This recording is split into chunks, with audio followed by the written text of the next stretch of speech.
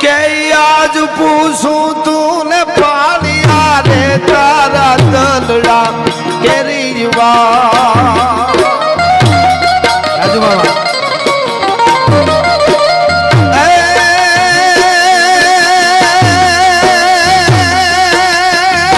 આજ પૂછું તને હવે આજ પૂછું તું ને પાલિયા તારા દલડા કેરી વાત રે તારા દલડા કેરી વાત માડે તું કેમ ખોડાણો સિંદૂરે કેમ રંગાણો હે બડુ દાદા આજ પૂછું તને પાલિયા રે તારા દલડા કેરી વાત રે તારા દલડા કેરી વાત માડે તું કેમ ખોડાણો સિંદૂરે કેમ રંગાણો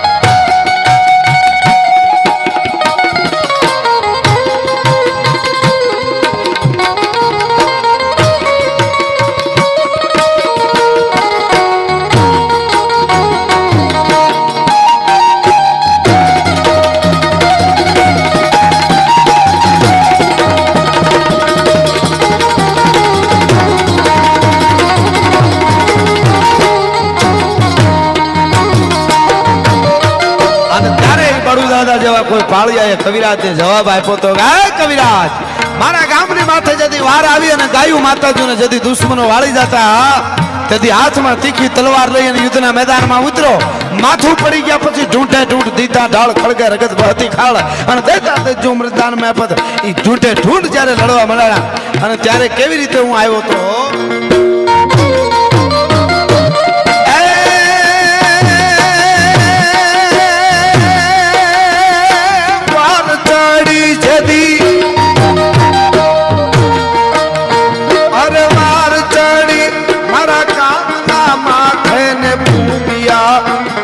ઢોલ કવિ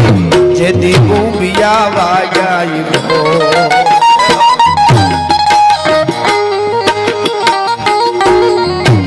અવની પેલા હાબતા થયા તા માટે અમે ગાય ખોડાણા વાર ચડી જતી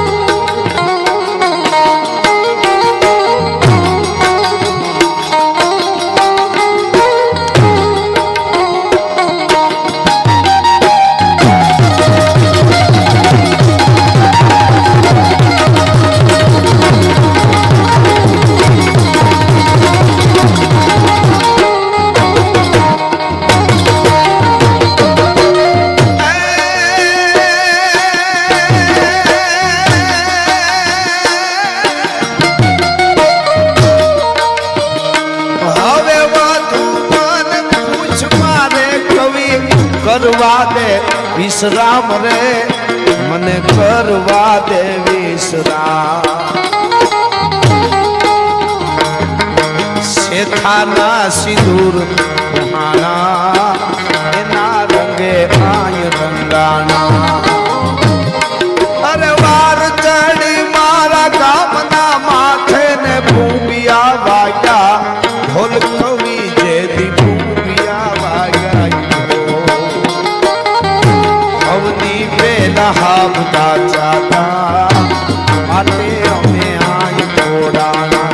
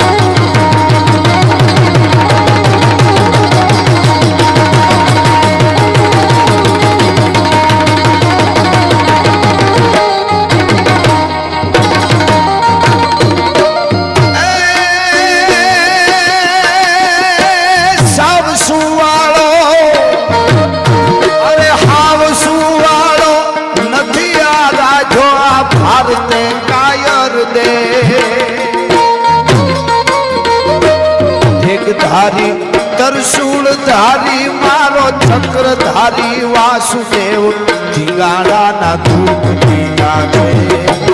ગીતાજીના પાઠ પીધા છે ધીંગાડાના ધૂપ લીધા છે ગીતાના પાઠ પીધા છે ગીતાના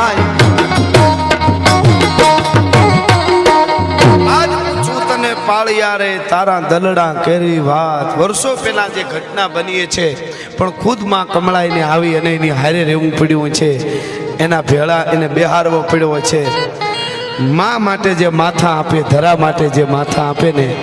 એ જગતના ચોકમાં કાયમના માટે પૂંજાઈ જાય.